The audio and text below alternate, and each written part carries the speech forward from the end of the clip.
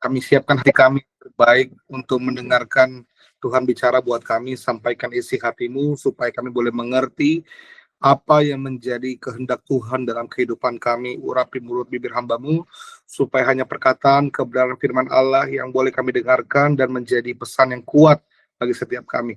Kami berdoa dan mengucap syukur dalam nama Tuhan Yesus kami berdoa. Haleluya. Amin. Oke, saya sedang berusaha untuk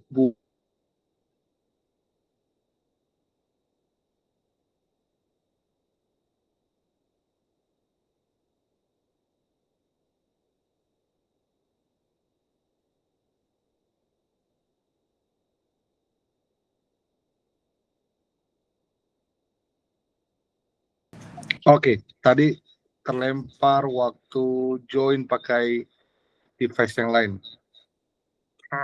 Saya share screen dulu ya, sebentar teman-teman. Suara saya terdengar dengan jelas? Oke. Setahu saya teman-teman sedang belajar tentang jadi berkat untuk memenangkan jiwa-jiwa. Nah, saya waktu ditanya pengen bagi tentang apa, saya langsung teringat judul ini karena saya itu baru pulang dari Surabaya awal bulan ya, kalau nggak salah ya, 2 minggu lalu. Saya habis ikut conference misi di Surabaya tentang pelayanan misi ke UUPG,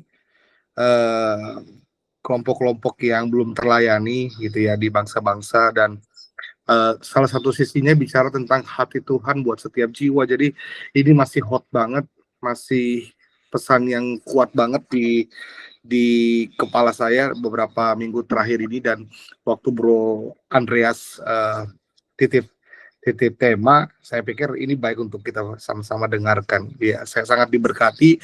Saya berdoa juga ini akan memberkati teman-teman semua. Nah, tema firman Tuhan hari ini adalah satu jiwa yang bernilai. Sebenarnya kita mau belajar prinsipnya tentang betapa berharganya atau betapa dahsyatnya Tuhan itu menghargai setiap jiwa, supaya kita punya kepekaan dengan jiwa-jiwa yang sebenarnya Tuhan percayakan ada di sekitar kita, bukan yang terlalu jauh, tetapi sebenarnya dalam jangkauan kita.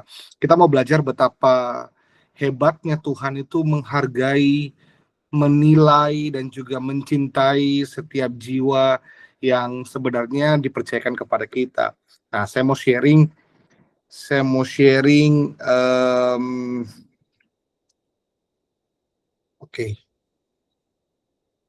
Oke, saya mau share dari Lukas 15:4-7 yang Yesus memberikan perumpamaan tentang seorang gembala yang mencari satu ekor domba yang hilang. Kita baca sama-sama. Dikatakan bahwa siapakah di antara kamu yang mempunyai 100 ekor domba, dan jikalau ia kehilangan seekor di antaranya, tidak meninggalkan yang 99 ekor di padang gurun dan pergi mencari yang sesat itu sampai ia menemukannya.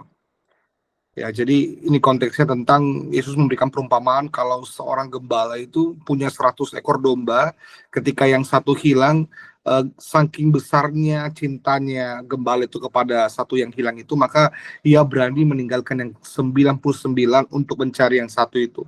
Dan kalau ia telah menemukannya, ia meletakkannya di atas bahunya, dan dengan gembira dan setibanya dia di rumah, ia memanggil sahabat-sahabat dan tetangga-tangganya, serta berkata kepada mereka, bersukacitalah bersama-sama dengan aku, sebab dombaku yang hilang itu telah kutemukan. Aku berkata kepadamu, kata Yesus, demikianlah juga akan ada sukacita di surga karena satu orang berdosa yang bertobat, lebih daripada sukacita karena 99 orang yang benar yang tidak memerlukan pertobatan. Jadi sebenarnya kalau kita baca ayat ini dibagi jadi 3 bagian. Bagian pertama adalah gambaran tentang kerinduan Allah, hatinya Tuhan tentang setiap jiwa, satu persatu, bukan dikatakan per kelompok begitu ya. Digambarkan seperti gembala yang kalau dia punya 100, satu hilang, dia itu gelisahnya bukan main. Saking gelisahnya dia tinggalkan 99 untuk cari yang satu. Kalau teman-teman dengar kisah ini kan jadi seperti gambaran yang cukup unik, karena kalau kita pikir akan jadi berbahaya kalau kita tinggalkan yang 99 cuma untuk cari yang satu. Kenapa kita tidak berusaha untuk memperketat penjagaan kita supaya kita masih punya 99 dan tidak kehilangan domba-domba yang lainnya begitu ya. Tetapi sudut pandangnya adalah betapa berharganya satu itu yang hilang itu, sehingga satu itu dianggap cukup penting untuk mendorong gembala tersebut berani meninggalkan yang ke-99. Nah, ini gambaran tentang Yesus yang meninggalkan surganya, meninggalkan semua yang kita yang dunia pikir harusnya dikejar gitu ya. Dunia itu kan kejar surga ya, mereka pikir surga penuh dengan hal-hal yang luar biasa yang dinanti-nantikan oleh begitu banyak orang gitu ya. Tapi kita punya Tuhan tuh luar biasa, cukup unik karena dia meninggalkan apa yang dunia kejar justru untuk mencari kita, satu yang hilang itu. Jadi gambaran yang pertama bicara tentang betapa Tuhan mencintai dan menilai satu ekor domba begitu berharga, worth it untuk meninggalkan 99 yang lainnya. Bagian yang kedua bicara tentang sukacita yang besar yang dirasakan oleh gembala tersebut ketika menemukan, ya, yang meletakkan di atas bahunya dengan gembira, dan setibanya di rumah ia memanggil sahabat-sahabat, tetangga-tetangganya, dia buat seperti acara kecil-kecilan gitu ya, bersukacita, bersyukur. Kenapa dikatakan bahwa begini, gembala tersebut bilang sama semua orang, ayo bersukacita bersama-sama dengan aku sebab dombaku yang hilang itu telah kutemukan. Jadi ada sebuah perayaan, ada sebuah pesta yang dibuat untuk menyambut satu ekor domba yang hilang. Dan kalau kita mau belajar kan, kenapa domba itu bisa hilang? Kemungkinan besar karena dari 100 domba, ada satu domba yang tidak cukup dengar-dengaran, tidak cukup patuh gitu ya, tidak cukup disiplin untuk ikut dalam gerombolan, sehingga karena ketidakdisiplinannya, karena mungkin kebandelannya gitu ya, jadi dia nyasar sendiri, hilang sendiri gitu ya. Jadi bukan karena dombanya yang kurang bertanggung jawab, tapi karena ada ketidaktaatan dari seekor domba yang membuat dirinya hilang sebenarnya. Jadi domba yang hilang ini sebenarnya domba yang ya kita sebut sebagai ya karena kesalahannya pun akhirnya dia hilang. Tetapi justru ketika dia kembali pulang, ditemukan oleh gembalanya mencari dengan sungguh, akhirnya menemukan.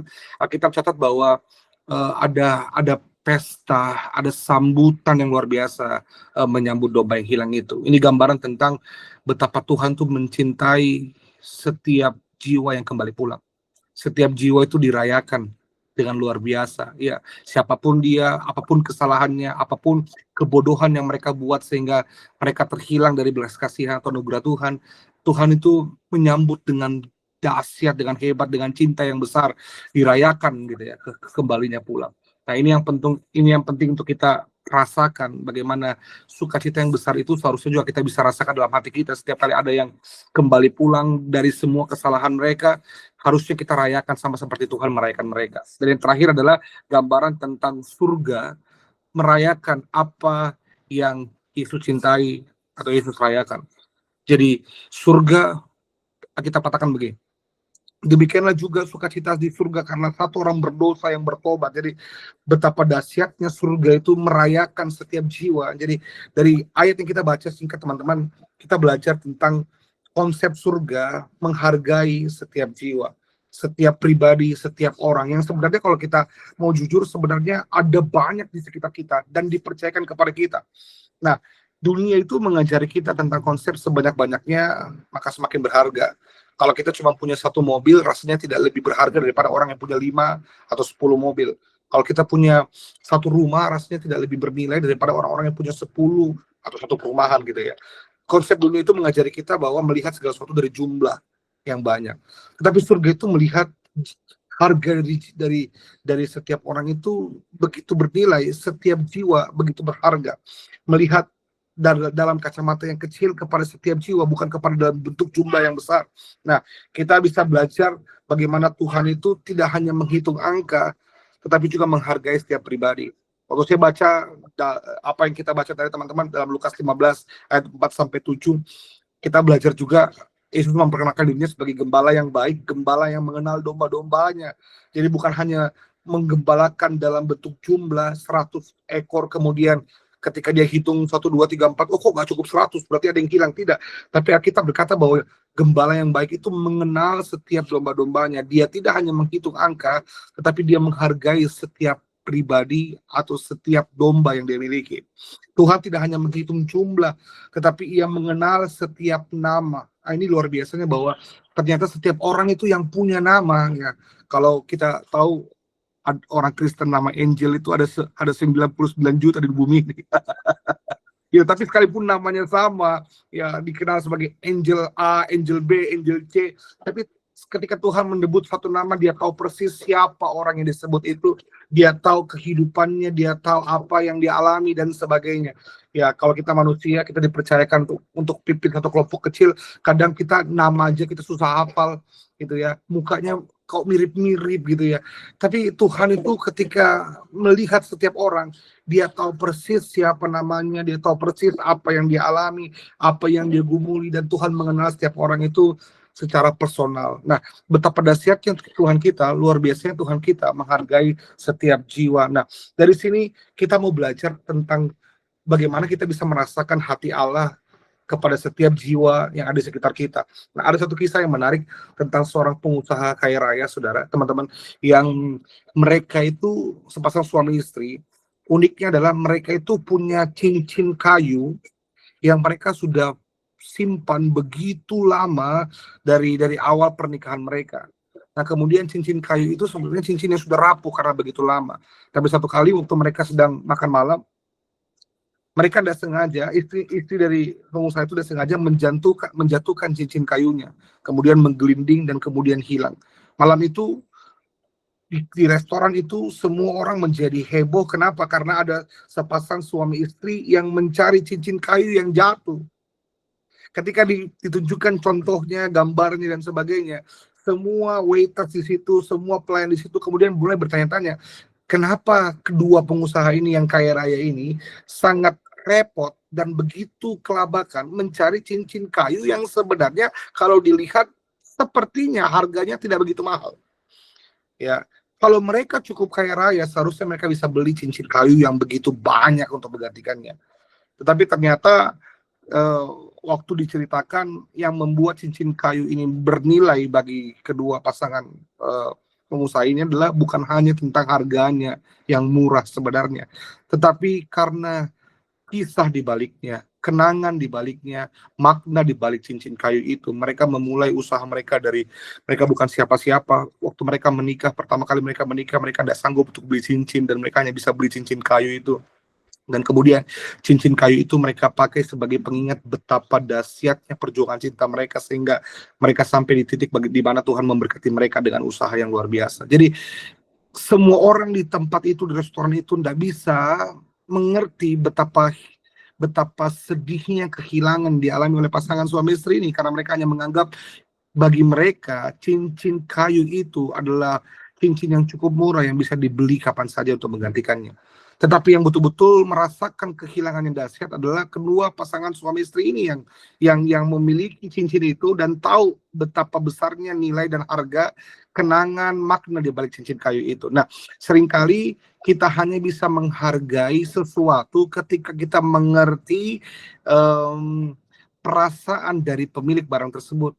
Nah, kadang kalau kita lihat orang, kita lihat teman kita yang mungkin kita sudah cukup lama layani mereka, kita gedek banget sama mereka, kita jengkel banget sama mereka, karena kita sudah rasanya cukup sabar untuk berusaha menolong, menginjili mereka, membawa mereka untuk mengenal Tuhan, tapi kok kayaknya mereka begitu bebal, begitu keras kepala, tidak pernah mau dengarkan kita. Lalu kemudian kita pikir bahwa, aduh sepertinya sudah cukup kesempatan yang kita berikan untuk mereka. Tetapi waktu kita mengerti hati Tuhan untuk mereka, betapa cintanya Tuhan, betapa dahsyatnya Tuhan yang memiliki kehidupan mereka, rasanya kita mulai merasakan betapa berharganya setiap jiwa. Bahkan kalau Tuhan tidak menyerah kepada mereka, rasanya kita perlu belajar untuk lebih bersemangat untuk mencintai mereka sama seperti Tuhan mencintai mereka. Nah, dari kisah ini teman-teman, saya mau share buat kita. Ada 3 alasan setidaknya, teman-teman bisa cari yang lain, tapi saya suka 3 alasan ini. Mengapa kita perlu belajar untuk menghargai setiap jiwa? Mengapa setiap jiwa begitu berharga bagi Tuhan? Yang pertama saya pelajari karena kita tahu sama-sama Tuhan itu mati untuk setiap jiwa. Tuhan bukan mati hanya untuk sekelompok orang saja yang percaya, tetapi Tuhan mati untuk setiap jiwa. Dan saya suka kata ini, dan setiap nama. Ya, Alkitab catat itu bahwa akan ada buku kehidupan di mana nama-nama orang percaya itu dicatat dengan detail, dan Alkitab juga bilang Yohanes 3:16, kalau teman-teman baca dengan baik, begitu besar kasih Allah akan dunia ini sehingga ia mengaruniakan anaknya yang tunggal, supaya dikatakan kata kuncinya penting sekali. Setiap orang, ya, orang demi orang, by nama, by name gitu ya. Setiap pribadi, setiap personal itu percaya kepadanya tidak binasa, melainkan beroleh hidup yang kekal. Jadi kalau teman-teman baca ada berapa populasi ya, jangan jauh-jauh, mungkin di Jakarta, di Indonesia, setiap nyawa, setiap jiwa, setiap pribadi itu Tuhan mati untuk mereka supaya mereka punya kesempatan untuk menerima kehidupan yang kekal. Betapa dahsyatnya Tuhan kita menghargai setiap pribadi. Nah, dari situ kita bisa belajar bahwa kasih Kristus itu bukan kasih yang massal untuk bergerombol orang saja, tetapi kasih yang sangat personal, kasih yang sangat individu kepada setiap individu. Tuhan mencintai satu persatu orang di sekitar kita. Kalau teman-teman bertemu dengan 10 orang berbeda setiap hari, tahukah kamu bahwa Tuhan mencintai 10 orang berbeda yang kamu temui setiap hari? Dan Yesus mati untuk setiap nama. Jadi setiap kali kamu kenal satu orang yang baru, satu orang itu punya nama, dan untuk nama itu Yesus mati buat mereka. Ini satu hal yang sebenarnya harusnya kita mengerti, tapi waktu saya dengarkan firman ini 2 minggu yang lalu, saya betul-betul dibukakan bahwa setiap nyawa itu begitu berharga, setiap nama. Kalau Yesus cinta sekali sama saya, cinta yang besar yang dia berikan buat saya itu ternyata juga adalah cinta yang besar yang dia berikan untuk mungkin teman kuliah saya yang setiap hari saya ketemu. Cinta yang besar yang diberikan kepada saya ternyata juga mungkin cinta yang sama besarnya yang diberikan kepada supir, driver, Gojek, Grab yang kita temui pagi hari tadi waktu kita pergi bekerja. Jadi kalau saya bisa merasakan betapa cintanya Tuhan kepada saya, kenapa saya tidak bisa merasakan cinta yang sama yang Tuhan berikan kepada saya, yang juga diberikan kepada orang-orang di sekitar saya? Waktu saya mulai mengerti ini, wah, setiap orang yang saya temui menjadi begitu penting bagi saya. Karena saya boleh merasakan betapa besarnya cinta Tuhan kepada saya, dan cinta yang sama juga yang sebenarnya Tuhan berikan kepada mereka. Ingat bagaimana Yesus, walaupun dia berkhotbah depan banyak orang, tetapi dia punya hati untuk setiap orang. Dalam begitu banyak kesibukannya, Yesus menyempatkan waktu untuk berhenti melayani Bartimeus yang buta. Dalam kesibukan yang hebat di tengah kerumbulan orang, Yesus mengalihkan matanya kepada seorang Zakheus, pemungut cukai, yang bahkan orang pikir, ngapain kamu duduk sama dia? Ingat bagaimana Yesus ketika diperhadapkan dengan perempuan yang berzina dan sebenarnya punya kesempatan untuk menghukum perempuan itu, tapi Yesus menghargai nyawa dari perempuan itu, menghargai jiwa dari perempuan itu, sehingga Yesus menolong dia. Ingat bagaimana Yesus bahkan menjelang kematiannya, sebelum dia mati, dia masih merasakan betapa berharganya orang-orang yang tergantung bersama-sama dengan dia. Jadi kita perlu melihat bagaimana hati Tuhan bagi setiap orang. Kalau teman-teman pelajari dalam perjanjian baru, setiap orang yang berjumpa dengan Yesus mengalami hal yang berbeda dan pulang dengan cara yang berbeda. Yesus bisa melayani di sinagog-sinagog saja, tetapi dia memberi waktu untuk setiap orang. Jadi dari sini kita mengerti bahwa bagi Yesus satu jiwa pantas untuk diselamatkan. Ya, ini yang membuat saya terbakar dan wow, bahwa setiap kita punya kesempatan setiap hari untuk bertemu satu nama dan menceritakan cintanya Yesus buat orang tersebut. Jadi kenapa kita perlu belajar untuk menghargai setiap jiwa yang kita temui setiap hari? Karena satu, Kristus mati buat setiap jiwa, setiap orang yang ada di sekitar kita.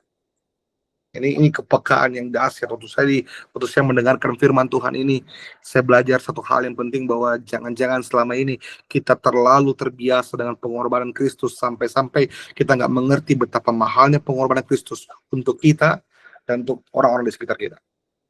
Yang kedua, saya pelajari mengapa setiap jiwa begitu berharga bagi Tuhan.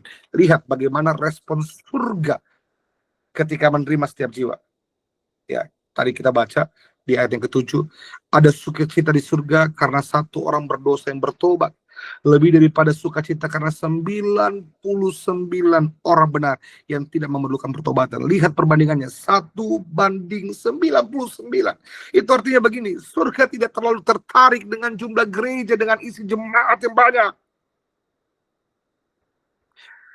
Surga tidak terlalu tertarik dengan ini, dengan acara-acara yang mengumpulkan banyak orang hanya sekedar untuk menghitung keberhasilan jumlah.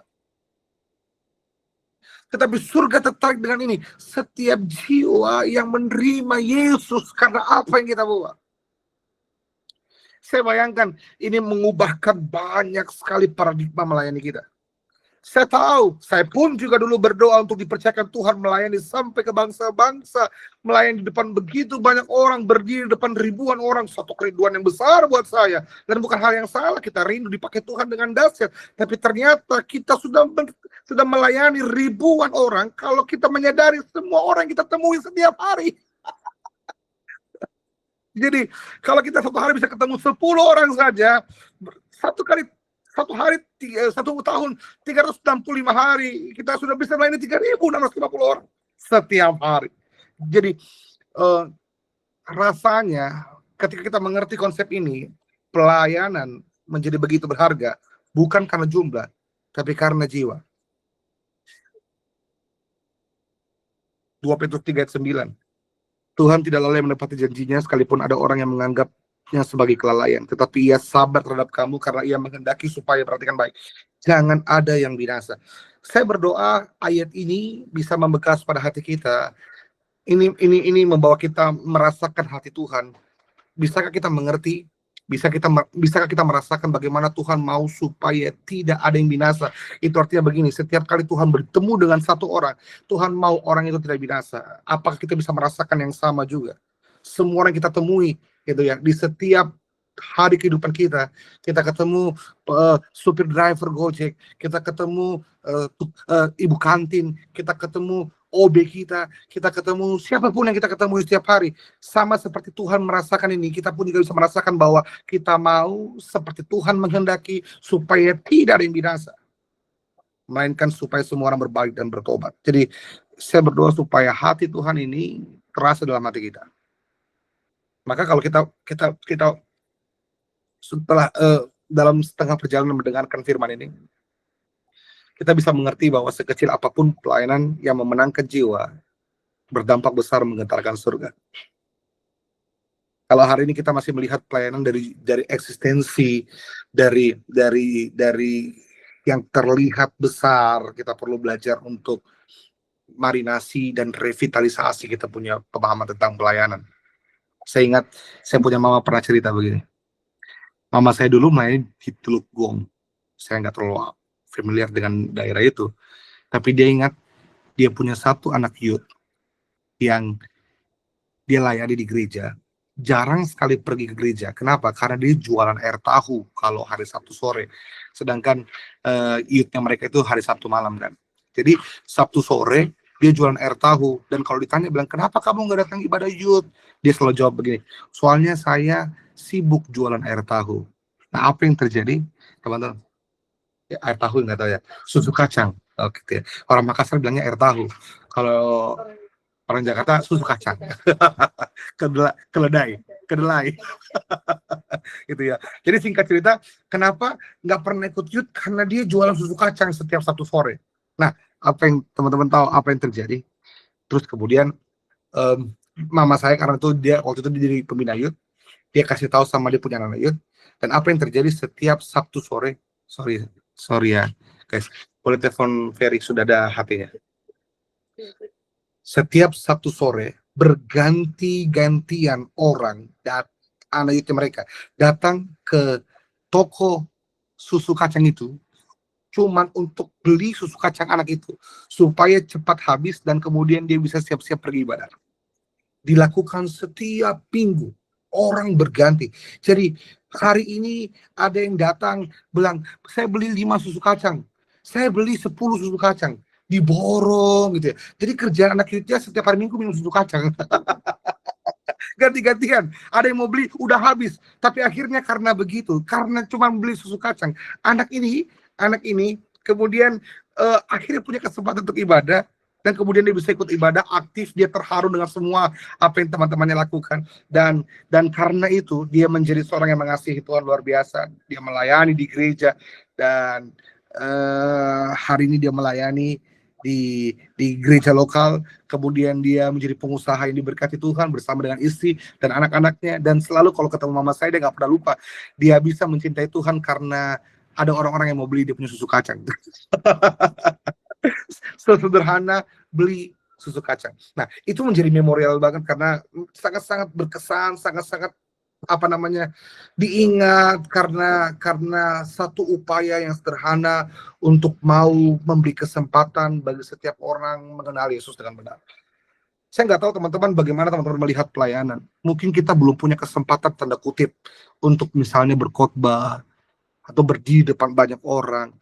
Tapi sebenarnya setiap hari hidup kita adalah mimbar-mimbar kesempatan untuk kita memenangkan jiwa. Mungkin mulai dari tetangga yang paling dekat dengan kita, orang yang paling sering kita temui setiap hari, karyawan satu tempat kerja kita, atau mungkin teman bisnis kita, yang kita punya intensitas ketemu setiap hari. Jangan-jangan mereka lah potensi surga bergetar yang dipercayakan kepada kita.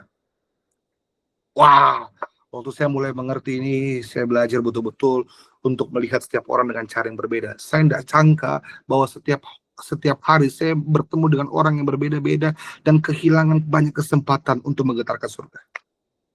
Jadi kalau hari ini kita masih merasa pelayanan begitu berharga hanya karena eksistensi, dilihat orang, jangan-jangan justru pengembalaan kita kepada satu jiwa adalah sesuatu yang Tuhan percayakan yang menggetarkan surga. Satu jiwa begitu berharga.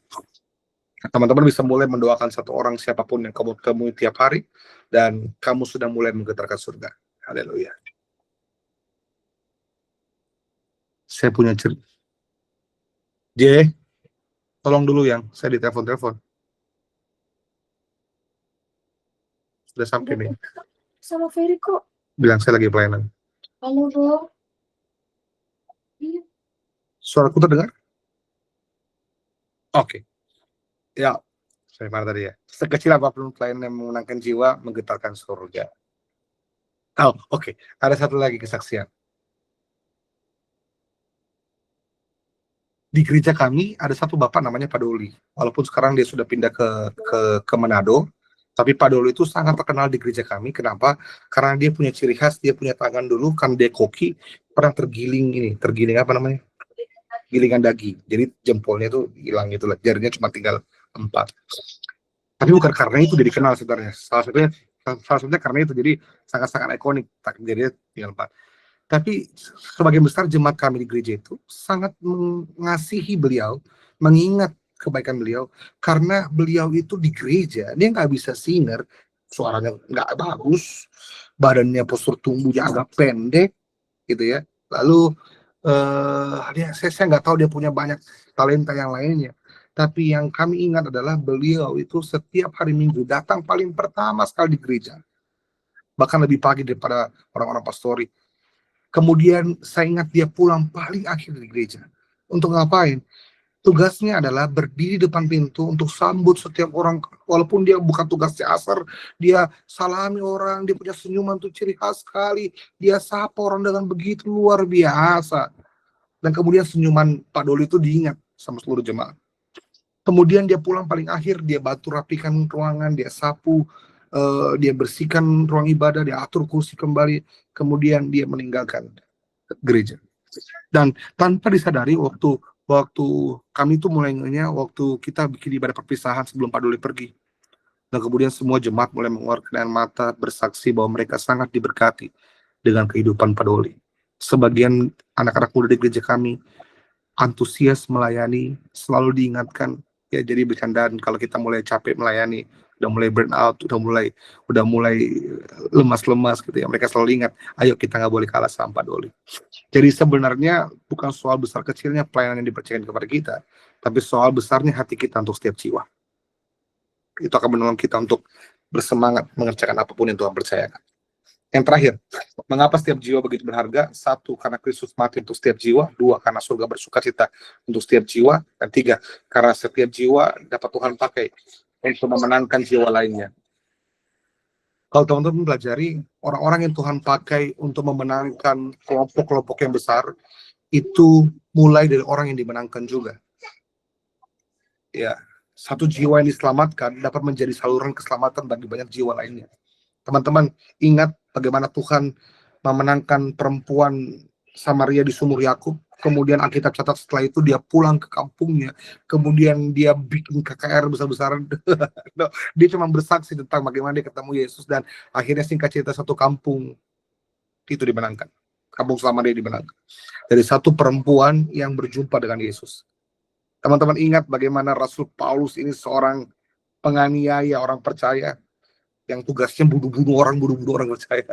Tapi Tuhan pakai, Tuhan menangkan dia, dan kemudian dari Paulus, bangsa-bangsa boleh dimenangkan. Ingat bagaimana Tuhan pakai Filipus, kemudian memenangkan sida-sida Ethiopia, lalu dari situ ada jalan untuk memenangkan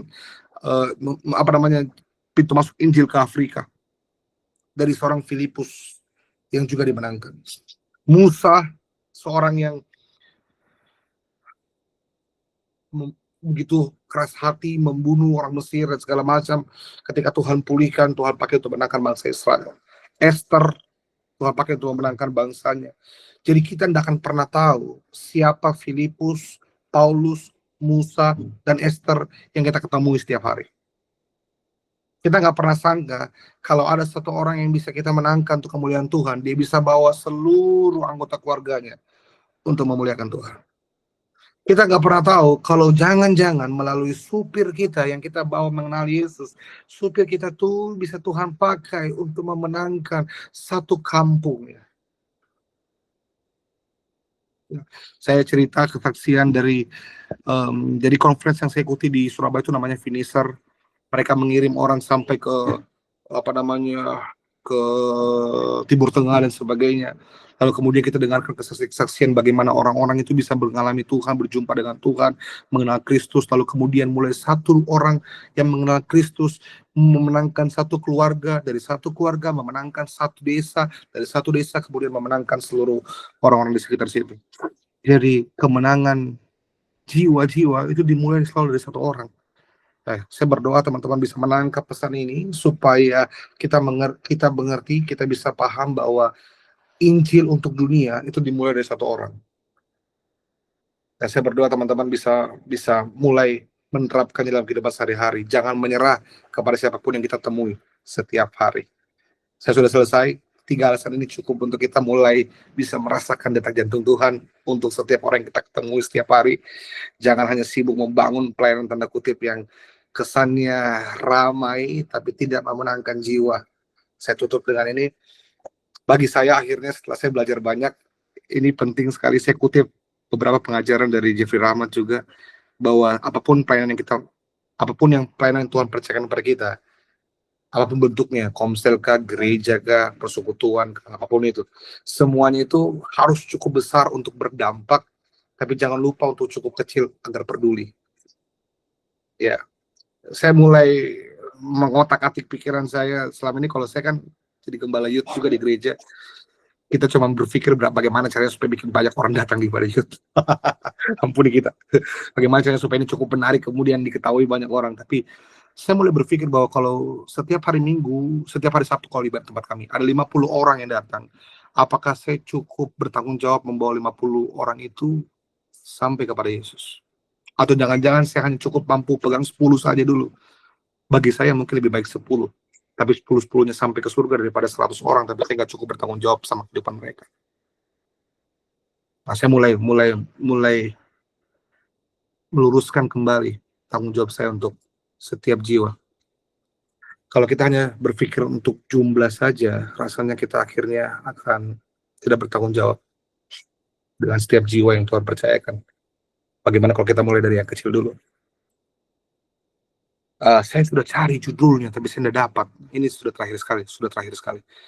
Ada 1 film perang, saya tidak tahu judulnya apa. Kalau teman-teman tahu, tolong kasih tahu saya. Saya sudah cari, tapi saya tidak dapat.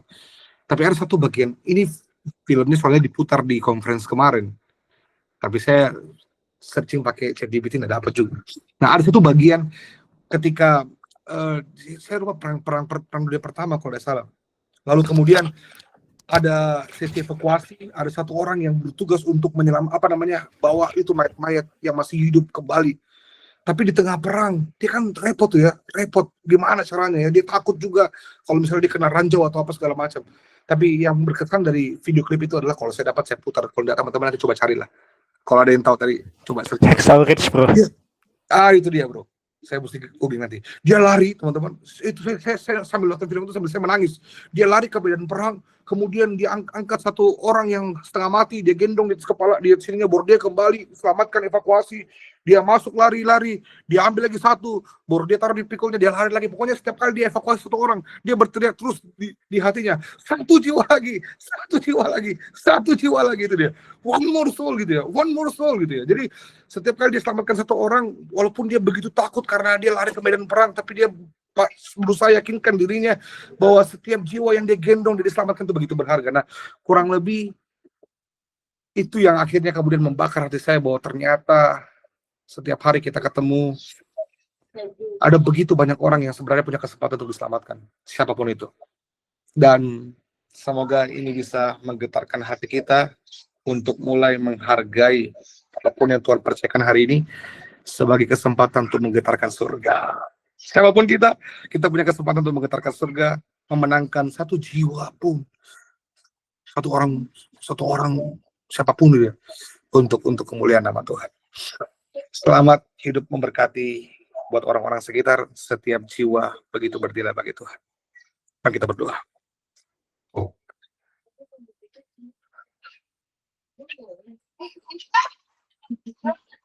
Biarlah kami boleh merasakan apa yang menjadi hati Tuhan buat orang-orang di sekitar kami.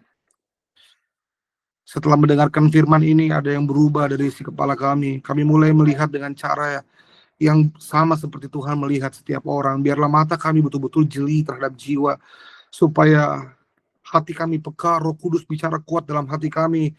Sadarkan kami untuk kami mulai berani menginjil, berani menyampaikan Kristus buat orang-orang di sekitar kami, karena mereka butuh itu Tuhan.